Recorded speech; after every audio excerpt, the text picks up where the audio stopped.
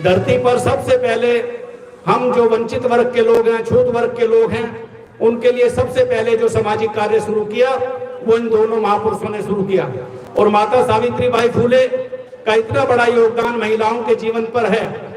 हमारी महिलाओं को देवी देवताओं के सारे नाम याद होंगे, लेकिन उनको ये नहीं पता होगा कि माता सावित्रीबाई फूले ने क्या किया हमारे जीवन में। तो ये जो एक कमी हमारे जीवन में बनी हुई है कि हम दूसरों के बारे में तो सब कुछ जानते हैं, लेकिन अपने समाज के बारे में, अपने इतिहास के बारे में, अपने महापुरुषों के बारे में हम उतना नहीं जानते हैं। तो ये जो जानकारी का अभाव है, ये हमारी बहुत बड़ी कमजोरी है, और इसी का लाभ जो है हमारा दुश्मन हजारों साल से उठा रहा है। तो जो जानकारी है वो दुनिया का सबसे बड़ा हथियार है। हमारे साथी इधर बोल रहे थे कि शिक्षा शेरनी का दूध है, जो उसको पिएगा वो दहाड़ेगा। अगर जो व्यक्ति शिक्षित होने के बाद में दहाड़ नहीं रहा तो ये समझ लीजिए कि उसको शिक्षा भी सही नहीं मिली है। जो शिक्षा उसको लेनी चाहिए थी वो शिक्षा उस तक आई नहीं है। अगर वो शिक्षा सही रूप में उसके पास आ जाए तो वो दहाड़ने का काम करेगा। तो शिक्षा भी दो तरह की है। एक वो शिक्षा है जो स्कूल कॉलेज में दी जाती है, वो जो सिलेबस है उसको जो है वो जो लोग ऊपर बैठे हैं वो निर्धारित करते हैं। हमारा बच्चा स्कूल कॉलेज में उस सिलेबस को पढ़ता है, साल भर पढ़ता है, एग्जाम देता है, पास होता है। पढ़ता है इसलिए कि नौकर बनना है, नौकरी करनी है। जबकि शिक्षा जो है वो राजा बनने का अधिकार है। शिक्षा का संबंध नौकरी से नहीं है, शिक्षा का संबंध व्यक्ति के विकास से है, समाज के विकास से है। जिस शिक्षा से व्यक्ति का, परिवार का, समाज का विकास नहीं हो रहा तो समझ लीजिए कि उस शिक्षा में कहीं ना कहीं कोई ना कोई कमी है। साथियों, जब हमारे पास कुछ भी नहीं था, हम लोग व्यक्तिगत रूप से, पारिवारिक रूप से और सामाजिक रूप से कमजोर थे।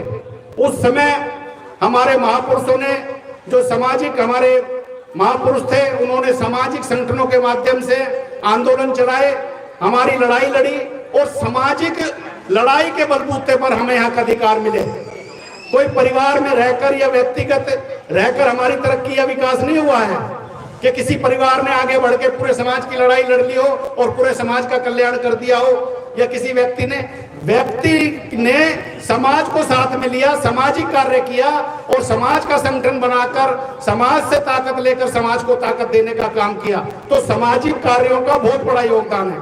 आज जो हम लोग जो है इतना इस आजादी के 75 वर्षों बाद भी जो जीवन जी रहे हैं, आप देखेंगे कि बस्तियां जो हमारी हैं, ज्यादातर जो बस्तियां हैं हमारी दिल्ली के अंदर, हजारों बस्तियां ऐसी हैं कि जिनका वोट तो वैलिड है लेकिन वो बस्ती इनवैलिड है, वो अवैध है। वो कभी भी उन बस्तियों के अंदर सीवर, पानी और जो दूसरी नागरिक सुविधा का नितांत अभाव है, और वो बस्तियों के सामने हमेशा ये संकट बना रहता है कि बस्ती टूट जाएगी। तो ऐसा क्यों है? जिस वोट के आधार पर सरकार बन सकती है, सरकार चल सकती है, एक MP MLA चुना जा सकता है, तो बस्ती पक्की क्यों नहीं हो सकती? वो इसलिए नहीं हो सकती क्योंकि हम अपने अधिकारों के प्रति जो है सचेत नहीं है। हम जैसे कि जो हम लोग हैं, बाबा साहब ने हम लोगों को संविधान के द्वारा बहुत सारे अधिकार दिलाए हैं। उन अधिकारों में जैसे आज ये महिलाएं बैठी हैं,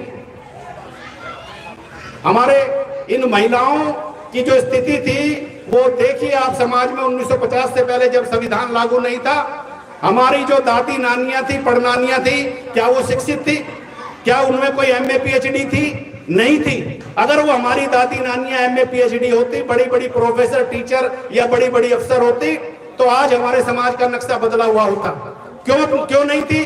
क्योंकि उस समय का जो संविधान था, जो मनुस्मृति का संविधान था सन 50 से पहले, वो महिलाओं को कोई भी अधिकार देने के लिए तैयार नहीं था। पुरुषों में भी जो शेड्यूल कास्ट की, शेड्यूल ट्राइब्स की जातियां हैं, OBC की जो जातियां हैं, उनको संविधान के द्वारा अधिकार प्राप्त हुआ।